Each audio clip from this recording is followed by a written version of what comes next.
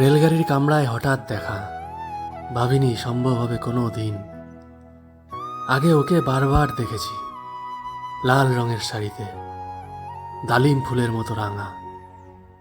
আজ পড়েছে কালো রেশমের কাপড়, আঁচল তুলেছে মাথায়, দোলন চাপার মতো চিকন গোর মুখখানি ঘিরে।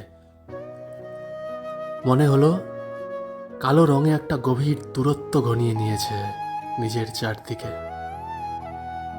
যে দূরত্ব সর্ষে ক্ষেতের শেষ সীমানায়, শাল বনের নীলাঞ্জনে। থমকে গেল আমার সমস্ত মনটা, চেনা লোককে দেখলে অচেনার গাম্ভীর্যে। হঠাৎ খবরের কাগজ ফেলে দিয়ে আমাকে করলে নমস্কার। সমাজবিধির পথ গেল খুলে, আলাপ করলাম শুরু। কেমন আছো, কেমন চলছে সংসার, ইত্যাদি। সে রইল জানলার বাইরের দিকে চেয়ে, যেন কাছের দিনের ছোঁয়াচ পার হওয়া চাহনিতে।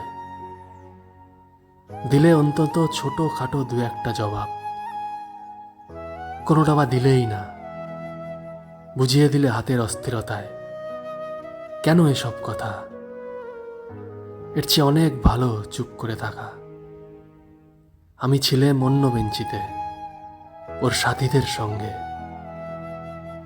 এক সময়ে আঙ্গুল নেলে জানালে কাছে আসতে, মনে হলো কম সাহস নয়।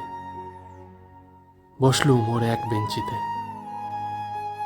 গাড়ির আওয়াজের আড়ালে বললে মৃদুস্বরে, কিছু মনে করো না, সময় কোথা সময় নষ্ট করবার।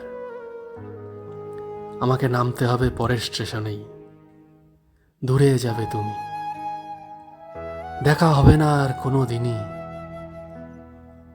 তাই যে প্রশ্নটার জবাব এত কাল থেমে আছে, শুনবো তোমার মুখে। সত্য করে বলবে তো? আমি বললেম বলবো। বাইরের আকাশের দিকে তাকিয়েই শুধোলো, আমাদের গেছে যে দিন, একেবারেই কি গেছে, কিছুই কি নেই বাকি।